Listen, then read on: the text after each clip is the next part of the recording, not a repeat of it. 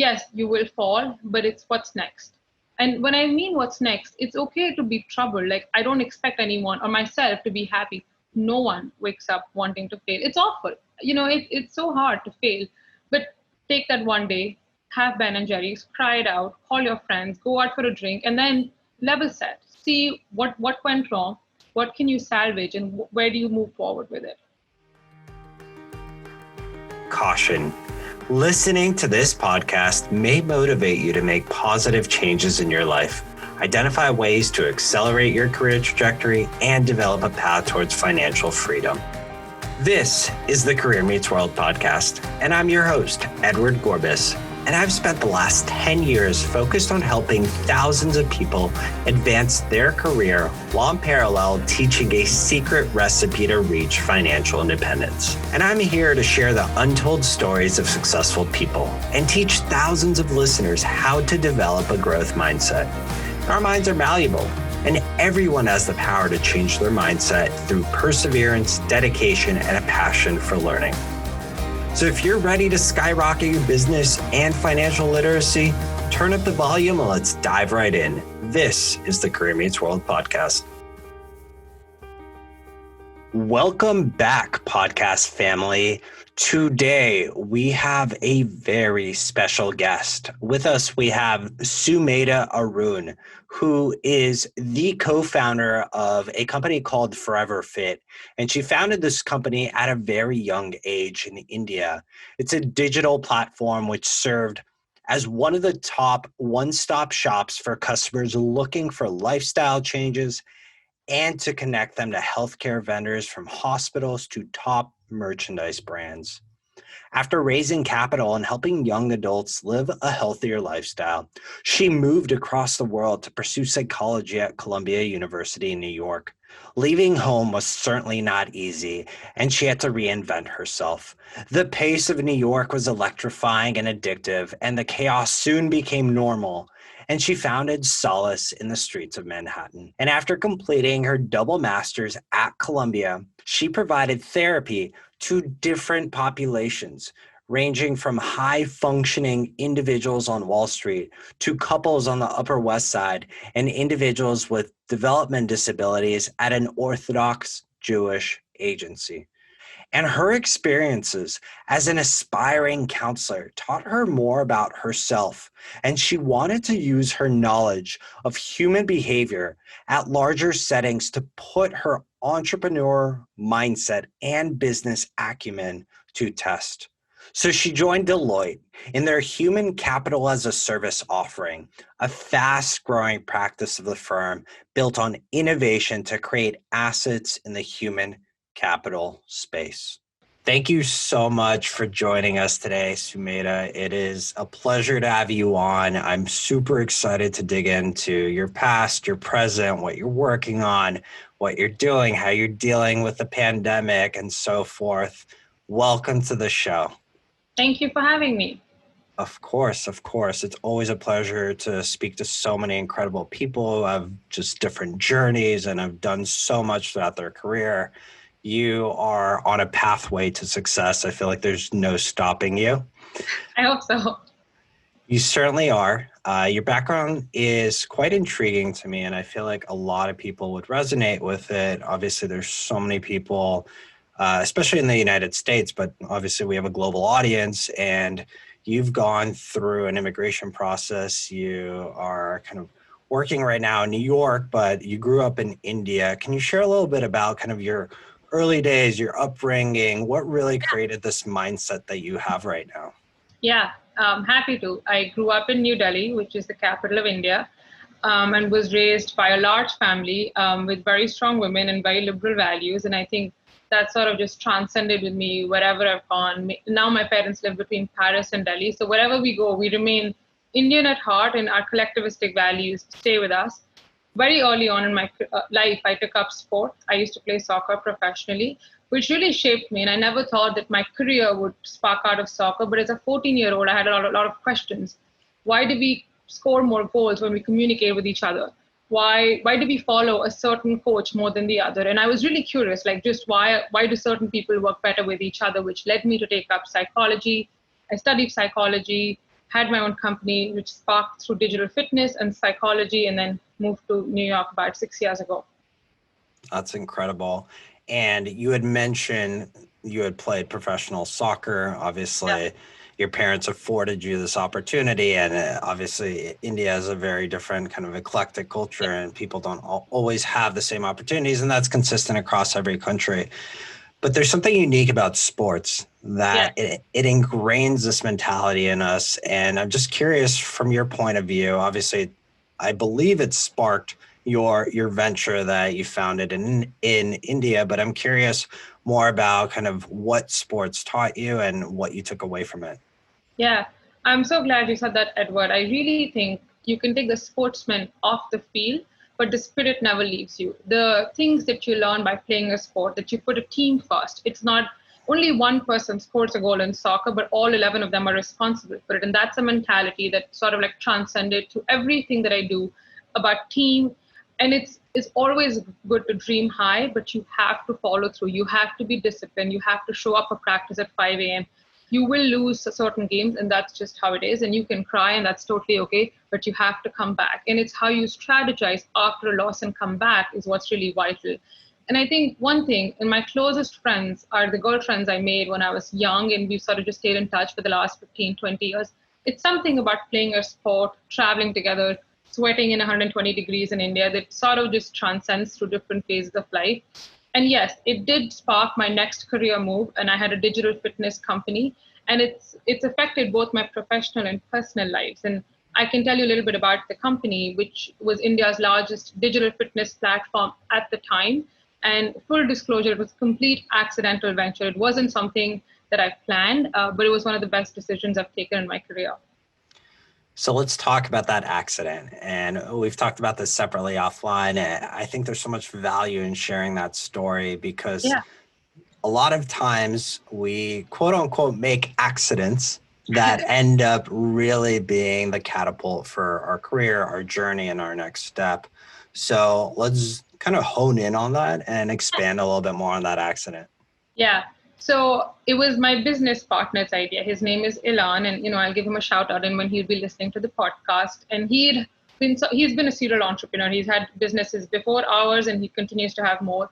He launched a fitness campaign as really like a drunk New Year resolution to have lesser drinks and lesser hangovers. I And love that. yeah, he's really a party animal. At least he used to be. And we went to the same high school, so he reached out to me for a quote as an athlete.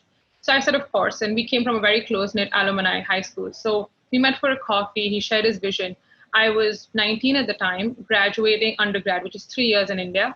And I said, I have an offer from McKinsey and Google, and I'm deciding to go tech or consulting, and then I'm moving for grad school. So this is great, and I can give you a quote, but it's not really what I have planned. And I think when you're younger, you have these like plans in life, like this is what I'm going to do in the next 2 years and 4 years and 6 years, which I think can be great. Society helps us have structures and formats, but I don't think you always need to follow them. It's okay to go detour, which took me some time myself to realize.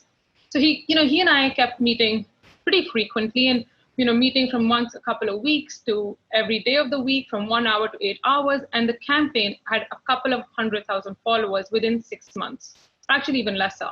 And we got a VC offer on the phone, and my mom was like, if someone is willing to give you money on a social media campaign and you guys have no idea what you're doing, you probably should look into it. And that was sort of a wake-up call. So it started from my parents' basement. We just started working out of there.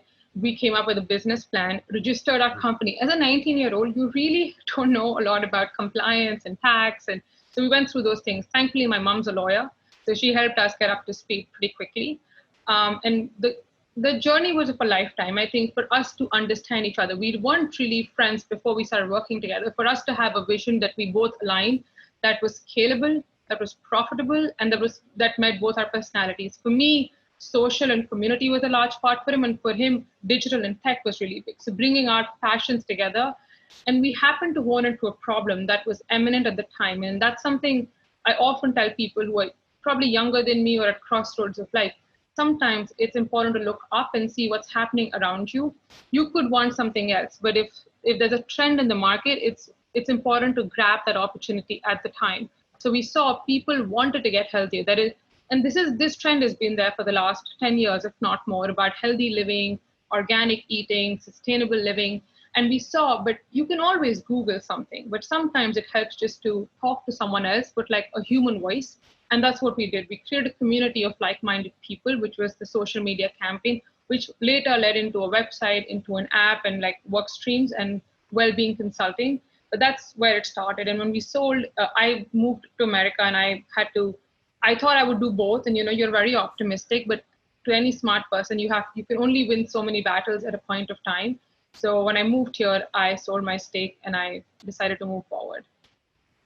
It's such a beautiful story of kind of how you got started. You were 19, ambitious, and you're right. It resonates a lot with me when you mentioned that when we're so young, especially if we've had this driven career and parents who are continuously pushing us, we often have a rigid plan. Yes. And it seems like when Alon contacted you and you started kind of working on this, building it out, it just naturally evolved. And that's the beauty of what you built. Yeah. And I think I always say that every success that I ever have, he'd always have a hand to play. If it wasn't for him, I would have never knew. You can read about being an entrepreneur, but actually being one is really different. It's not that glamorous. It requires you playing multiple hats. Sometimes you sweep the floor. Sometimes you go talk to the investors. You do your own payroll. You're responsible for the paycheck that goes out every 2 weeks. So, and I always say, I wish I could have a risk-taking capacity of a serial entrepreneur, because the ones who are crazy enough to think they will are the ones who change the world, like Steve Jobs says. I've told you this many times, and I will publicly say it now that I'm pretty confident there are more ventures in your future just based on your work ethic and everything that you've established thus far. Thank you. Of course. What I want to dig into a little bit more is what you learn through that process, because sometimes there are individuals who go through the corporate route and then become an entrepreneur, taking away a lot of what they learn. For you is a little bit of reverse. Who knows what your future looks like, but you started off very early building out a company. You ultimately sold your stake. What were you able to carry away from those experiences? A couple of things. I think the first one is to be open to opportunities. Opportunities are always in front of you. It's how you look at them and are you willing to act on them. So, had I been stuck at my way of like working at McKinsey or Google is a great career path, and one that I hope that I could probably do in my future, if life permits. But to be able to say no and go follow your passion or pursuit, that was a life lesson I learned pretty quickly. The second thing that I learned is it's okay to make mistakes. You will make mistakes. If you aren't failing, if you aren't falling, you're probably too comfortable. And it's not the following, it's how you rise that defines you. Third thing I learned was communications. You have to communicate. And if you have a kid, you need to communicate with your kid. You need to communicate with your partner. You need to communicate with your teammates. It's truly like when you don't communicate, people interpret things that you may or may not have even thought of. So, when we had our company, the two of us have very different working styles. But for us to be able to communicate, and we could fight and argue and still go get that drink after work. And I think I always learned you should be in business with people you're able to enjoy that drink after work, even though you may have had a disagreement. So I learned a lot of things, but I would say these are probably the highlights. I like that. What stands out to me is this idea that it doesn't matter how many times you fall. It's important to get back up. What was that drive within you that helped you constantly get back up after getting beaten down?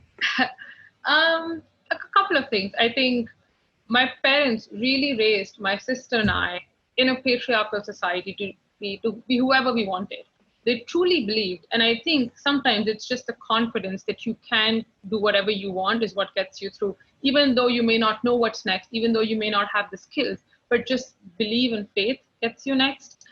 In India, 2nd of October is Gandhi's birthday, which is a national holiday. And also, unfortunately or fortunately, a dry day in India. No alcohol is served on 2nd of October. And I used to always say as a kid that I want to do something that 11th of August, my birthday, will be a national holiday. I want to create an impact. And I don't know what that impact is going to be. It could be in the businesses I work with, creating employment for women, education, poverty. I don't know what kind of impact. But I wanted to always leave a legacy and be remembered. And I think it's going back to playing a sport. It's, yes, you will fall, but it's what's next. And when I mean what's next, it's okay to be troubled. Like, I don't expect anyone or myself to be happy.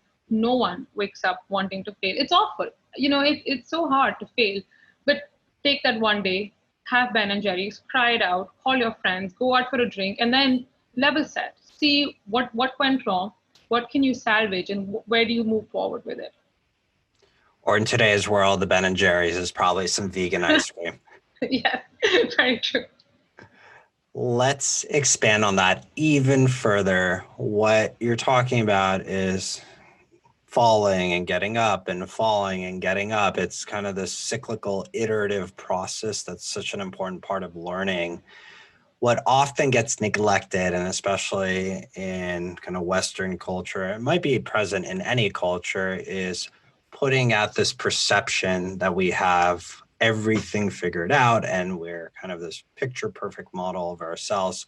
But deep down, when we fall, there's so much anxiety that comes with it and uncertainty. Yeah. What's your personal preference on how to cope with that anxiety? Yeah. Well, I think imposter syndrome is real and it happens everywhere around the world. Let me tell you, it happens in India as much as it does in the US. And I would be lying if I said I haven't been a victim of it. The anxiety is real. And I'm very honest about the fact that I'm very type A. And when you have such high ambitions, when you're continuously churning, the peaks are very high and very frequent, and the lows are very high and the valleys are very deep. And I think first is acceptance that it's going to happen. Second is taking time off. I think every now and then, and the way people get recharged is very different. For me, it's spending time with my family and just, chilling with my mom and sister, watching Netflix, going for a vacation. For someone else, it could be a trek. Or for someone else, it could just be binge watching. I think it's important to take the time off and just be with yourself and your loved ones to come back. I think the third thing is having a support system, personally and professionally. When you have these, I don't want to call them lows, but when you have setbacks of a certain kind, it's imperative to fall on people who can guide you and show you the light at the end of the tunnel. There always is light. Sometimes the tunnel is a little longer, and maybe speaking to someone who has a few years ahead of you in their career or more wisdom can be helpful. Sometimes it's just nice to speak to your grandma and just hear everything's going to be fine. But I think a support system is really important. And last, I think I've been an athlete. I've had a fitness and wellness company. I really think personal health and I know you speak a lot about financial well-being, and I'm a big proponent of it. But I think holistic health is really important. And I often say it's if you have six packs or a bikini body, but if you're having a divorce, you're probably not happy. So it's holistic health: what we eat, what we think, what we burn, and what we spend now. So I think take care of yourself. You'll always be your biggest asset. And sometimes slowing down means moving forward. I love that. Slowing down means moving forward. I am probably going to quote you on that one. What you hit on is, you're right, I'm very passionate about financial well-being. I think I've personally gone through this transformation over the last maybe 2 years, realizing the importance of health and what we put into our bodies ultimately impacts the way we operate, how we think, how we sleep, how we feel. And it's obviously trendy in different ways. Some people buy into it. Some people think it's a fad. I'm going to double down on the fact that it's imperative for us to operate at a high capacity by being mindful of what we put into our bodies, and certainly coupling that with health and fitness. And again, to your point, it does not mean we have to go generate a picture perfect poster body of ourselves. It just means that let's be mindful of what we put in and dedicate time to working out. Yeah. So what does that look like for you now, right? How do you find that delicate balance of work as well as prioritizing your health? Yeah. So, I work in a consulting company. So pre-pandemic, we would travel every week, Monday mornings to Thursday evenings. And it's a lifestyle that I chose. And on most days I enjoy it. When you're young and in your 20s, you enjoy the travel and seeing new places. Every lifestyle comes with its own set of choices. And I think you need to make choices that are best fit for your career and your place in life. So for me, I think decision fatigue is real, and making decisions all the time can be really hectic. So I know eggs are really easy for me. And if I don't want to think, I'll have eggs in the morning. I think coming up with like some sort of routine, like I always have nuts. I usually run on low blood sugar. So I have like nuts and like protein bars in my bag. I think these small things, if like having a structure in place, are really important. I think about working out. It depends on either are you a morning person or are you an evening person? When do you physically make the time to work out? I unfortunately am always running against time with one thing or the other. So I do a lot of HIIT workouts. They're short, they're high intensity, they work for me. I think it's finding the balance as to what works for you. And like you said, do I contribute to the ever-growing well-being industry in this country? Absolutely. I buy Lululemon and Sweet Greens, and I'm totally a victim of it. And I think it's not for everyone. If you're able to provide that health lifestyle in your own kitchen, nothing like it. And I often say this, like healthy doesn't mean eat boring. Like I love eating out and I wish we could do more of it right now. Just find what works for you and your body, and that's all right. It doesn't have to be vegan, it doesn't have to be gluten free. I do neither of those. Just see what really works for you. It's interesting, particularly around the fact that you're a consultant and you're on the road 4 days out of the week. At least you were pre-pandemic. We'll see what that looks like in the future, but travel will pick back up at some point. I think we all need it. We all want it and all crave it. I'd like to understand a little bit more around when you're traveling for work. That's the time that I've personally ended up cheating in terms of eating food and just understanding that I'm going to be going out with coworkers, I'm going to be working late, and kind of put this to the side. How do you keep yourself disciplined? Yeah. Well, I'm like no guru or like no expert. I can share what works for me. So, fun fact, I lost 50 pounds of weight. I was a really fat kid growing up and I did a lot of diets to lose weight. So I'm a little familiar with nutrition and different kind of diets and calorie deficit and keto and intermittent fasting and paleo. I've tried a bunch. There's certain that work for me, certain that don't work for me. So when I travel, for example, I could be wrong, but there's a common tradition in India, in the US, that people don't eat breakfast. They just have coffee. Unfortunately, that doesn't work for me. I really, really need breakfast as a person. So I usually pick up like a Starbucks, egg sandwich. And I don't do it all the time, but I roughly know the calories for everything I'm consuming. And based on my body type, I know I need to consume X amount of calories a day. And so one thing I do is picking up packaged food on the road, which is healthy, organic, and I know the calorie count. That's usually the easiest way to stay disciplined. In consulting and when you travel, I also want to go out with my coworkers. I hope that we like each other, and it's a blessing that we like to go out after work. And yes, sometimes you can't always be, on a diet, and it's okay to, enjoy a glass of wine or have, a nice meat of steak or eat a dessert. It's not like a hard and fast rule.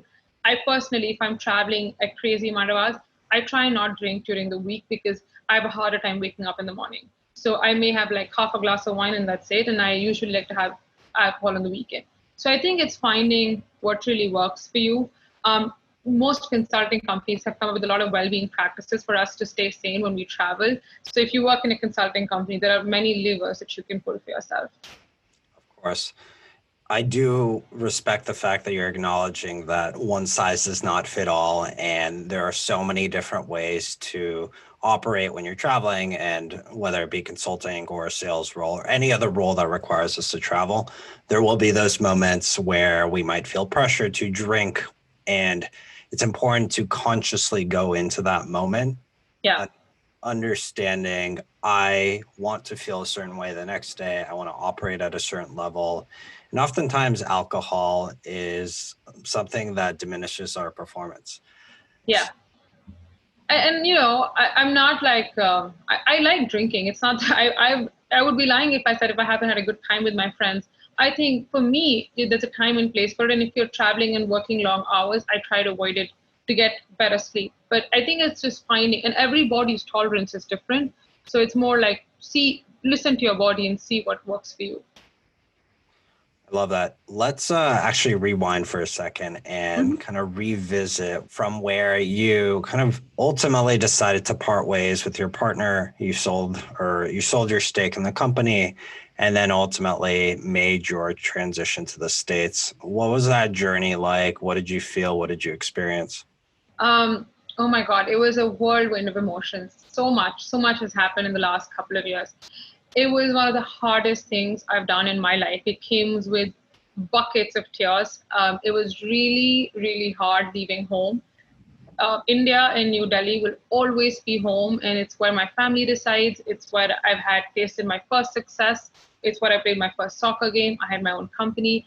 It was equally hard leaving Elan and a business that I set up and a friendship that I'm really proud of. So it was really hard. I think it sometimes you have change is inevitable, and I think it's better when you're calling it rather than it happening to you. And when I tasted success so early, Edward, I truly didn't know how much of it was mine and how much of it was a fluke or was it real. I needed to know for myself if I could recreate myself in an environment which wasn't as comfortable, in an environment where I wasn't known because of my parents or playing a sport. And that's one of the reasons why I moved. Another reason is I don't think as a person I could go back to doing my education later in my career. I love working so much and I would like to get my hands dirty and come back to the workforce. So it was a conscious decision to finish my education. And that's why coming to New York was through Columbia University, where I did my double master's. And that was an experience of a lifetime for so many reasons. It was really hard leaving my grandparents and leaving home. And, India has a very different culture. Being raised in a developing economy, we have help at home, and we don't really do our own chores. Unfortunately, I wish I had learned these life lessons earlier in life. So I think it was a change. New York is known for its bitter winters, and I came from tropical 120 degrees weather, so my skin used to peel off, and I didn't know that you really had to moisturize. Counting cents was new. I've been lost in subway so many times. I've been pickpocketed on Wall Street in the middle of the day. I have fallen many times in New York, but it broke down any level of arrogance and it built me back. I was the president of my college in India, and I also was in the student senate at Columbia. And these kind of wins made me realize that maybe I can reorient myself. I can have this success in another part of the country. So it was a very valuable lesson. In New York, even in the chaos, like I found my calm in Central Park, in the fall leaves, and it's really been a journey. And even graduating Columbia, things didn't come easy in terms of finding a job. So it was really a lesson that I had to learn, and I'm glad I went down that path. There's so much to take away from that, and a lot of parallels that we can actually draw to what's going on today. You had gone through a choice that you had made to move to the States and go to Columbia and get your double master's, which I commend you for doing that. But along the way, as you mentioned, you almost had to relearn the fundamentals of living in a different society. And arguably, we're kind of doing that again right now as an entire society and learning how to operate and be happy through this new world that we've kind of embarked upon without a choice. Yes. So what's important there is understanding that we do have that choice now in how we operate, how we want to tweak our own health and fitness, what we eat, how we work, where we work. And it's a good reminder that it can be done because you've gone through this immigration process. It was not easy. I've heard multiple stories from my parents of going through the immigration process. I moved to the States when I was 5, so I don't necessarily remember all those things, but I'm deeply, deeply grateful for them. What's it like now for you? You have done quite well, again, by no surprise, as I mentioned, and you kind of transitioned into consulting and entered into that world. What was it like once you finished your program at Columbia and looking at this landscape across the US, knowing that you wanted to work here? You had great experience. You had a great degree now. What was that next step like for you? Yeah, so a couple of things. I wanted to move back to India after my studies. I wanted to just go back home and do something else. My mom and my dad said, you've gone to a different economy in terms of ROI, and I ended up getting a full ride at Columbia. I worked like a pauper. I did multiple jobs during my college time, and I ended up paying for it myself. But they really wanted me to experience working in another economy. And once you leave the country, it's harder to penetrate the system. So they were like, while you're here, take a shot. I said, okay. When I was at Columbia, we have fieldwork as a part of our curriculum. So I was giving therapy on the Upper West Side to couples, at Orthodox Jewish Agency to developmental disability, and also on Wall Street to very high functioning individuals, bankers, lawyers, and VCs. And in the time, I realized I love people and everything about people, and I always want to be in the business of people. I also realized traditional psychotherapy was probably not my calling. And that was a kind of bittersweet realization after you spend $250,000 in your education. I wish I had that a little early in my career. So I kind of hit like an existential crisis. So, and in India, you're either a lawyer or an engineer or a doctor. You have these streamlined paths that are defined for you. And I didn't know after studying psychology, and I knew that I had an entrepreneur mindset. I've always, had business acumen. I didn't know how I could merge these two. And I started reaching out to people on LinkedIn. And that's one of the reasons why I'm very active on the platform today. I sent out about 1,800 messages, probably got a 50% hit rate, which is not bad. And then I had about a couple of hundred phone calls. And I met a ton of wonderful people. And a lot of people helped me on this journey. And it's kind of hard to call each one of them in the podcast. But one guy, his name is Eric Wimpmeyer. He worked at Deloitte at the point of time, and he said, yeah, why don't I speak to you? Put some time on my calendar. And he sort of told me about human capital consulting. I just didn't know there was a world where you could merge psychology and business together. And a lot of it, like change management, leadership, talent, like I probably had done all of these things in my experience at my own company. I just didn't know the buzzwords. So he sort of got me into, he gave me a referral, but giving a referral was not all that he did for me. I went through multiple round of interviews at Deloitte spanning 4 months, and he stood by me because I had a lot of immigration hurdles to pass over given the current administration. And he just stood by me and the partner that he introduced me to. And that's what really changed me as a person in multiple facets. One, you should be cognizant of market conditions, but also understand that you can make your way through, but be realistic. I think I was too naive, and it happened to work for me, but I wish when I came I'd done some market research and I knew what the stakes are. And I often recommend, I do a lot of mentorship at Columbia for upcoming international students coming in, and I often tell them, understand what you're signing up for, and if that's what you want, that's great, but it's not all a bed of roses. The second thing I learned was persistence. Like if you persevere and if you're consistent, there will be light at the end of the tunnel. It may not be what you want. I never dreamt of getting into human capital consulting. It happened to me.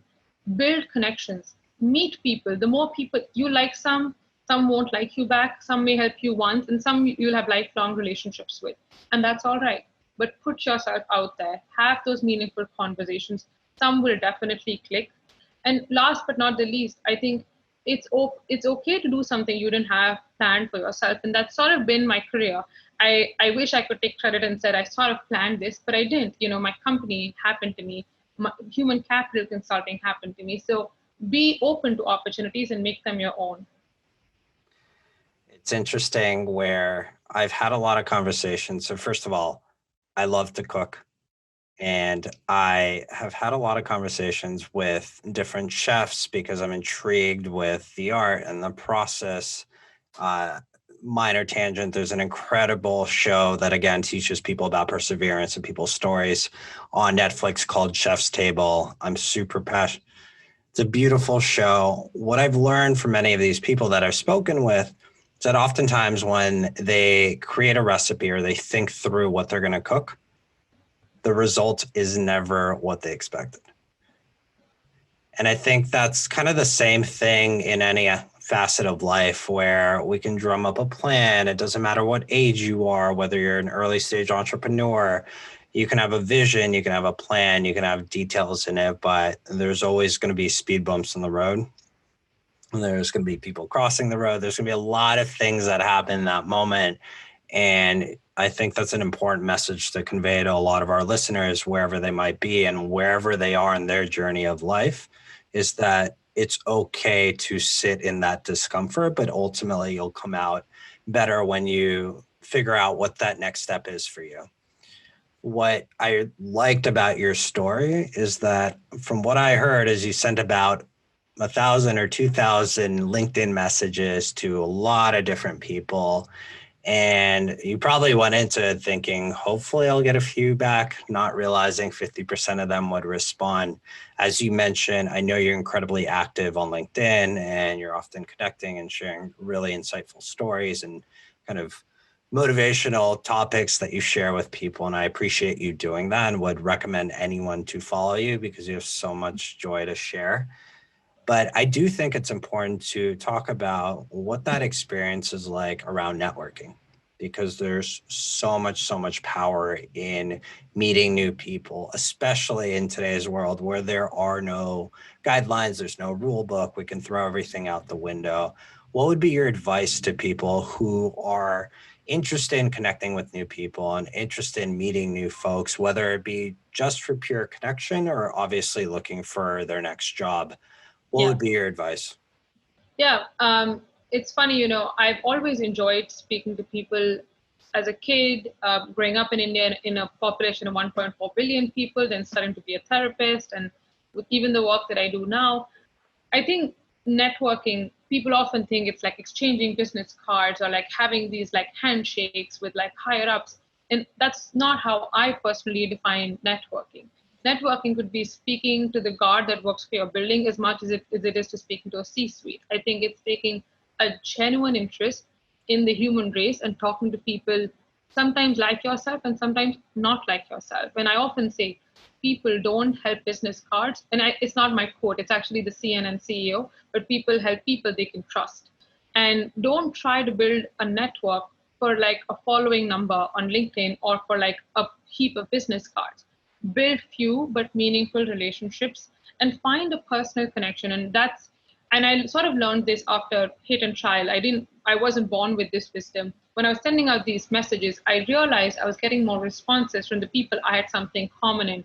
Some of them went back, and Eric went to Columbia, and the partner I worked for also went to Columbia. And that's sort of how I got into this. So find the narrative where you meet in common. And I met you through Robin and our initiative, and Robin and I have our love for soccer, and that's how we connected. Find that common narrative that you have with a person and build a genuine connection. And don't expect or don't do it for like an instant ROI. I'm sure sometimes it works. And so I would say it's more like a long-term game or play. I don't know what the right word would be, but my only advice is it's a numbers game. It's like dating in New York. The more you do it, the higher your odds are. So don't stop. People can genuinely be busy. They may miss your message. They may not have the bandwidth to reply to you, and that is not a reflection of you in any means. If you do not get a response, it is fine. Keep going at it. Talk to people from different parts of life, and that's a way to learn. If I hadn't connected with Eric, I would never know about Deloitte because that was not a company I was looking to apply at all, by the way. So talk to people who have different life experiences as well as similar life experiences, people who've come from your own colleges and see what they've done 5 or 6 years ahead of their career. That's sort of one. I think sometimes people have a lot of apprehension reaching out to higher ups in a company.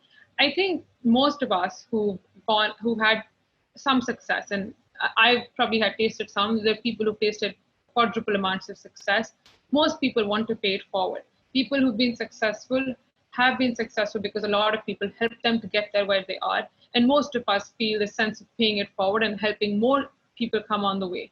And it's all right to ask for help. And my uncle, who's a senior VP at Apple, and I used to apologize to him every time I would call him, and he was mentoring me. And I was like, I'm so sorry, I'm so sorry. And he said, I told you I would help you. If I don't have time, I will tell you that's enough. I need to give this time to my daughter and my wife now, so don't trouble me. But till the time no one says that, use that help. It's okay to ask for help. People will help you if you know how to ask for it. Absolutely. I wish I could remember who said this quote, but along the idea of people wanting to help people is that if you're lucky enough to make it to the top, make sure to send the elevator back down. Oh, that's nice. I like that. The importance there is oftentimes people who are successful and have gone through their own challenging events and were lucky and fortunate enough to make it up to the quote unquote top. They want to help people. They seek out individuals who are equally as hungry, ambitious, excited, craving more from the world, and they will help you. It doesn't mean that every single person we reach out to will necessarily respond, but it's our responsibility to figure out who do we want to go after. And I really like what you said around was finding that connective glue or that anchor that we can relate to them. And it's an easier way to start up a conversation. What you also mentioned is, as I like to kind of characterize it, there's a difference between income time and equity time. The income time is, let's call it everything that we do on a day-to-day basis, the interactions that we might have with our doorman, with the people at the grocery store, our coworkers, our friends. That's consistent, that's set in stone. We're constantly going into it. Equity time is the long-term investment. And those are the conversations that we're having with people from a networking standpoint and meeting new clients, new prospective clients. It doesn't matter where we're meeting those individuals, but we're not expecting an immediate return today. You might tap on them in a year, 2 years, 10 years, or you might not ever speak to them. But at least you've kind of put in that time, that equity time, and it's so important. And that really what establishes this massive network that we ultimately tap into, whether or not we're looking for new jobs or whether or not we're one day looking to start up a business. And then we want to reach back out to those individuals so that we're kind of able to expand on it. So I want people to be able to take away your message, your journey, your story, and realize that it's so, so important to walk away with this idea of equity time and investing into your future, not necessarily on a financial basis, but more so on a human relationship basis. Absolutely. With that said, we obviously are coming to a quick close in our conversation. There's so much more that I do want to ask you, and it really centers around how you think, how you grow, how you train your mind. And I'd love to dig into kind of what are some of your favorite books? What are some of your favorite podcasts that you listen to and that inspire you? Yeah. So I often say that you are what you consume, just not just the nutrition, but the people you interact with and the things that you read, the movies that you watch. So I read this book. Actually, somebody recommended it to me when I was during the job hunt phase of my life, and it's called Pitch Anything, and it's by Oren Claff, and he's supposed to be one of the world's best pitchers. And he talks about how you're always selling yourself in any conversation and how to picture and the power dynamics of maybe an interview, maybe talking to a VC, maybe talking to your wife. And something about that book really stayed with me.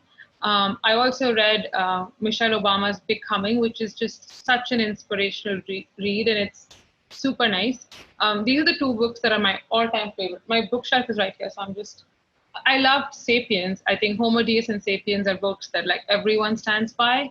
I think I've spent a lot of time on Netflix, and hopefully some of it is educative. And I loved watching Inside the Brain of Bill Gates, which was such an insightful journey just to see how he functions. And him, it's not just watching a Steve Jobs movie that someone else directed. Even though I loved Ashton Kutcher in the movie, he's awesome. But it was nice just to hear the story in Bill Gates' voice. So that's something I recommend. In podcasts, Simon Sinek recently launched a new podcast during the pandemic. It's on optimism, something that he often speaks about. And that's a podcast I like to watch. And yours, I am looking forward to your series and listening to more of your podcasts. I appreciate that. There's obviously high expectations there, and I will do my best as a host, as a leader, to help inspire more people. And Simon Sinek is somebody that I will stand by any day. He's an incredible optimist. I love his book, Start With Why. It probably should be the beginning of every MBA program, if not every single education program across America and the rest of the world. There are so many different people and books that you shared, and we'll certainly list those out for everyone. What I want to make sure that our audience is able to take away is how to connect with you, because there's so much that you provide to the world, and obviously you're super active on LinkedIn. So if somebody did want to connect with you, what would you say to them? Well, I am by no means a celebrity as much as I think I would be. So absolutely, if you want to reach out to me, you can find me on LinkedIn. If it's possible, do send me a little note that you heard me on the podcast. Sometimes it's just hard to figure out how someone's reaching out to you, but I absolutely want to know your story and connect with you. So LinkedIn is the best way to find me. Excellent. And there you go. Sumedha is telling you exactly what that anchor is to start up a conversation with her. Yes, yes.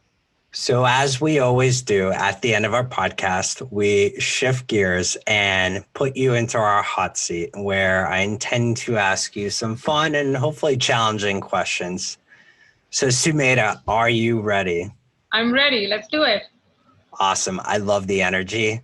Let's do this. So, first and foremost, you went through this immigration process and you came to the States. If you had to unwind, redo it all, and America didn't exist, what country would you move to? Probably France because my parents already stay there and I have a home, so I would move to Paris. Love it. I'll ask you a follow-up question then. So, given your kind of love for France and the fact that your parents are there, what's your favorite French food? And French fries is not an answer. Well, French fries aren't actually French, they're from Brussels. My favorite French food is macarons. I love macarons, and Ladori is my favorite place in Paris to get macarons from. So, anyone going to Paris, I recommend. They're also at the airport. Love it. One final one for you, and it's more kind of philosophical, but I want to hear from your perspective.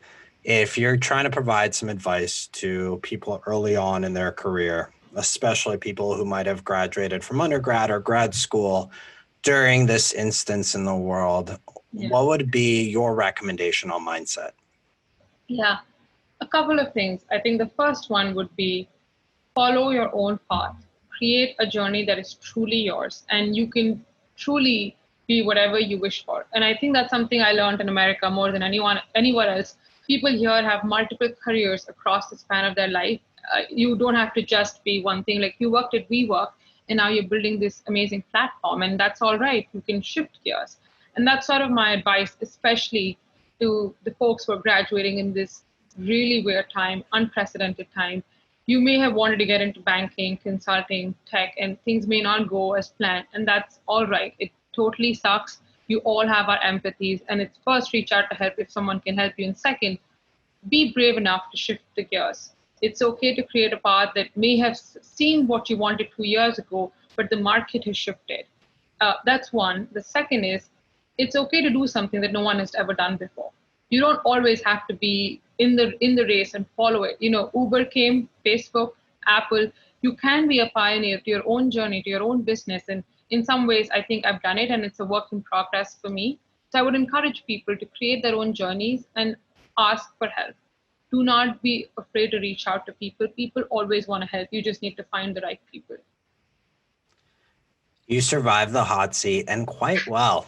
So I commend you for that, and you're just dropping wisdom left and right. So I appreciate that. Your words mean a lot to me. They're probably going to mean a lot to so many people, and we hope to connect with those individuals, whether it's reaching out to you on LinkedIn or through obviously our platform.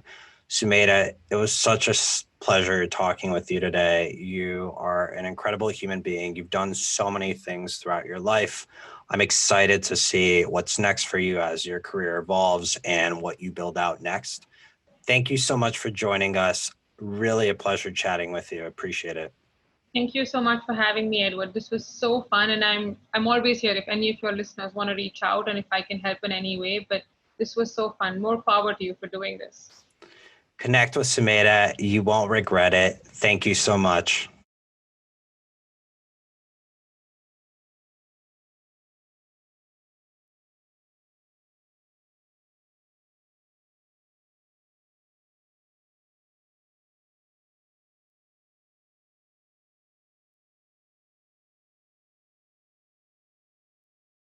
Hey, thanks so much for listening to the Career Meets World podcast. I would love to get to meet you. There are a couple of ways we can connect. You know I love my LinkedIn. Simply search for Career Meets World or Edward Gorbis and feel free to connect. Second is via Instagram at Career Meets World. And third is through our website. I have a special spot for you full of fun, free resources. All you have to do is go to careermeetsworld.com, subscribe to our newsletter, and we'll provide you the free resources to help you boost your career and reach financial freedom. And if this podcast was helpful to you in any way, please consider rating and reviewing this podcast on Apple Podcasts. This helps us help more people. Simply tap the rate with 5 stars and leave a sentence with what you liked about the podcast. Thanks so much for tuning in. Remember, strengthening your growth mindset is your ticket to success. I'm Edward Gorbis, and we'll catch you on next week's episode.